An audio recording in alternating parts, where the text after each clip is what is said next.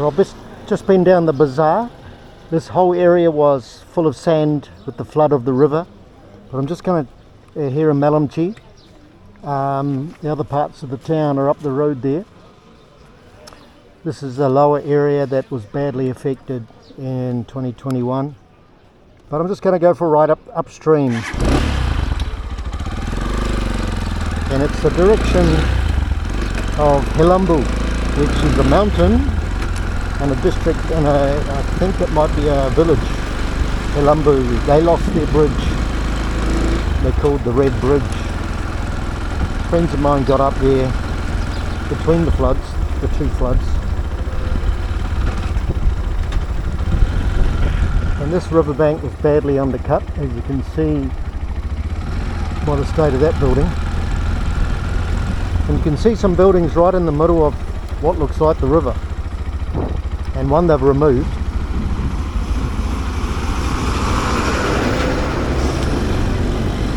The river came right over the side.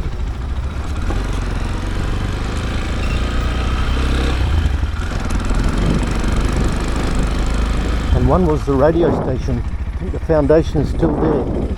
So this road here in front of me disappeared for a while because it got washed away.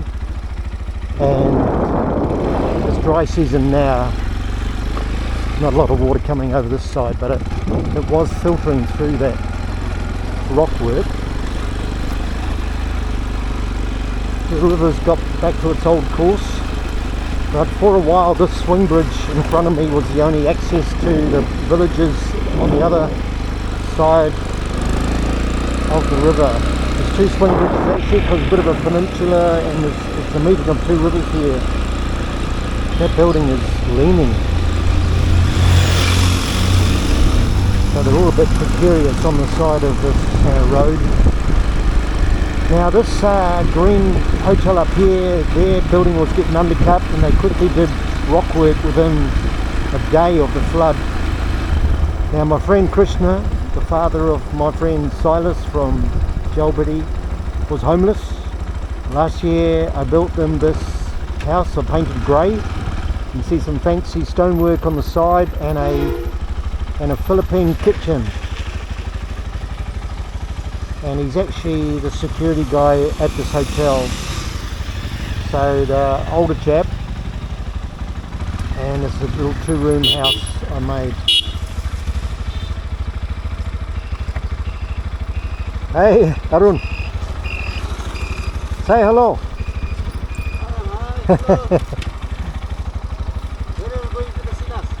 I don't know where he is. Yeah, I'll see him in Kathmandu maybe. I don't know. Yeah. Hello. Krishna is there. Okay. There's Krishna down there. He works as a security guard. Yeah, a bit of interaction there. Sorry, on the video. Might have to learn to do some editing.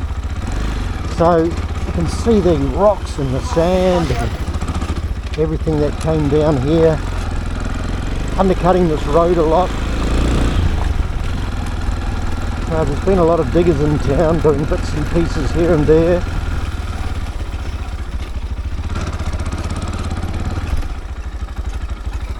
And see a concrete wall being put there, obviously to save losing the road here. So it's good that the river's going over the other side now. It all came charging over this side and was for a while, but it looks like they've cut the channel and the river's in there somewhere. There's not a lot of river running actually, not much at all. Yeah, so I think this is the river that caused the problem, because there's a junction of two rivers here, and this is the Melamchi river, the other is the Indrawati that comes in at the town. So this is the one that all the material come charging down from a broken mountain, really, a mountain giving way. There was a helicopter clip of that situation. amazing to see. So you can see some buildings here that were affected, both sides of the river really. Some were obviously a little bit too low and were under sand for a while. These bumpy roads you tend to want to stand up, and most Western riders do that. You don't see you don't see Nepalese people, they just seem to sit on the bumpiest of roads. But my back wouldn't handle it for too long when it's this bumpy, up and down. But imagine standing for hours on a ride like this. Sit down for a while.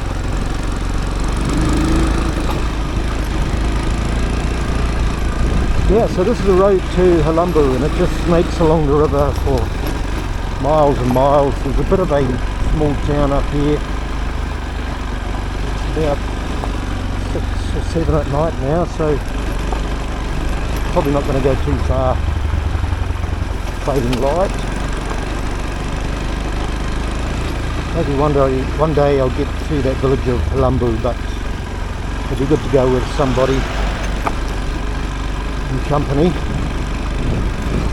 There's just millions of boulders in this riverbed now that could supply the world with stone and rocks. Bumpy, but at least it's not muddy. I've been up here in the raining season and it's muddy. Muddy, and we're just dodging big puddles and taking it pretty easy so we don't slide out of control.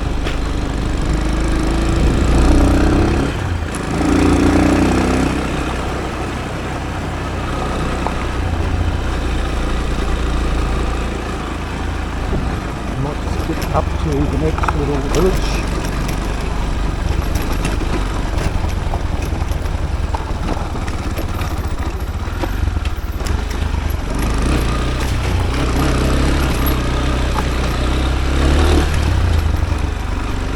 So I think they've raised the level of this road here. If you look at that muddy bit down the bottom there, it's very bumpy. They've got a big groin along the side, obviously to stop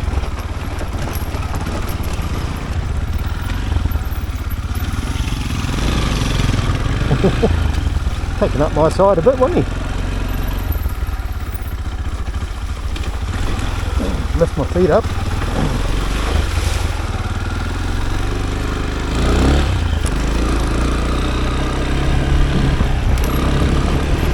Going to go to this corner, and up here they've got one of those old stone mills, flour mills, that is run by the river, water powered milling. Pretty old idea, isn't it? But apparently Nepal has the more direct drive mechanisms of any country, where they are not using electricity, but they drive the mill directly from the force of water. I've seen a few of them around.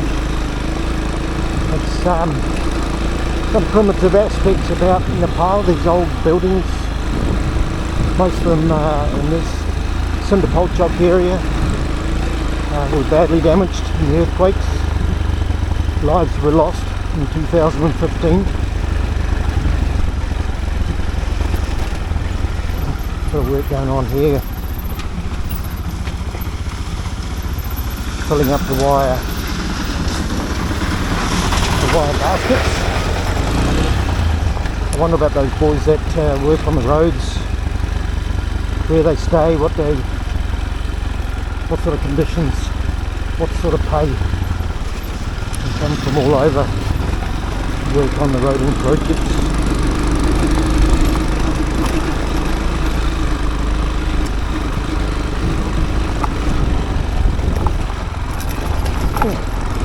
than I thought.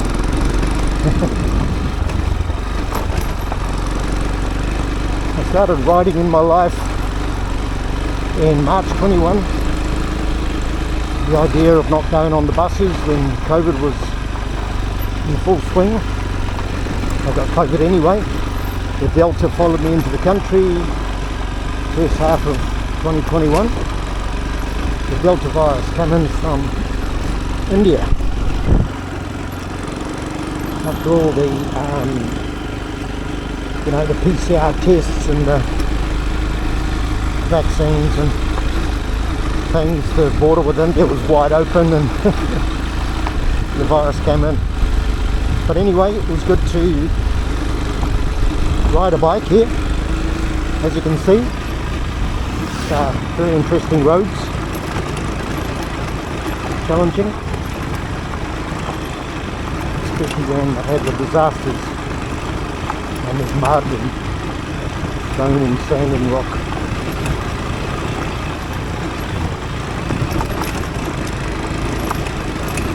So you can see lots of motorbikes in Nepal.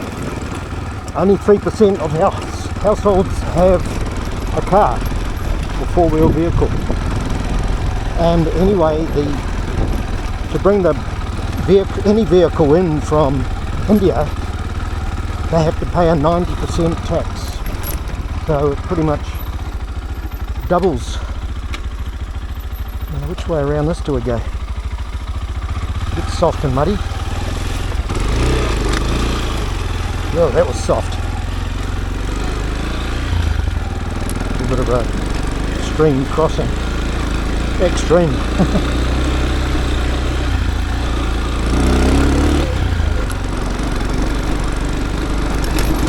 So the motorbikes are the main mode of transport. I think the census said about 20% of households have motorbikes, and 3% have a car.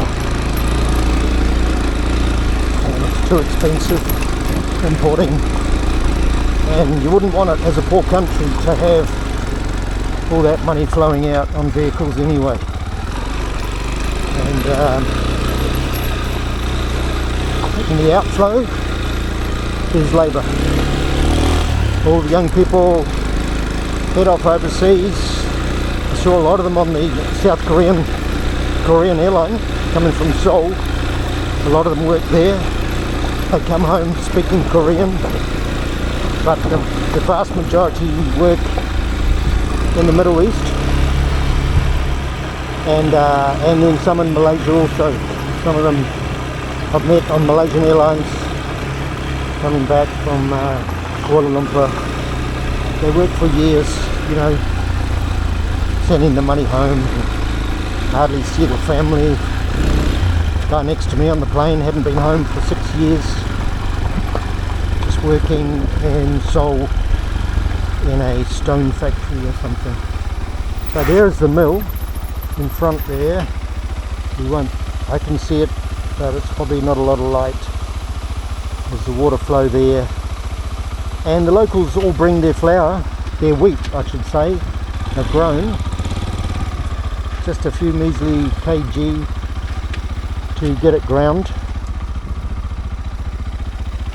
And so this is just a little stop off, little village, looks like a little side road there. That would be rugged to ride. So the mill is below the floor of this, what you could call a restaurant. Yeah, the lady carrying the leaves for the goats. They go off up into the jungle. It's going to go up here a few hundred metres in the fading light. See what the locals have to put up with. Oh. You never know what's around the corner, do you? In Nepal.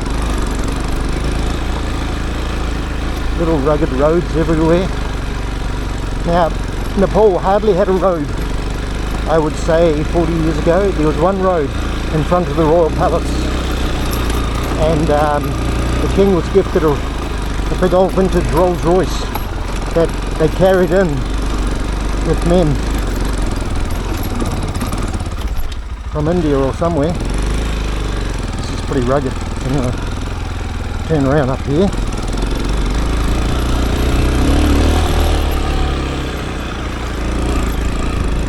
Goes up around the corner, but what a lovely little valley. What a lovely little valley this is. You know, there's bananas growing here. It's hard to believe it, eh? On the side of the road. They must get really punished in a cold winter. Turn around without falling off. So you see the little terraces there? That's not rice at this time of the year. Not enough rain. I think it's wheat. Looks lovely. A hidden valley. What a gem. You pay $1 million to build a house in here. Okay, I'll stop recording now.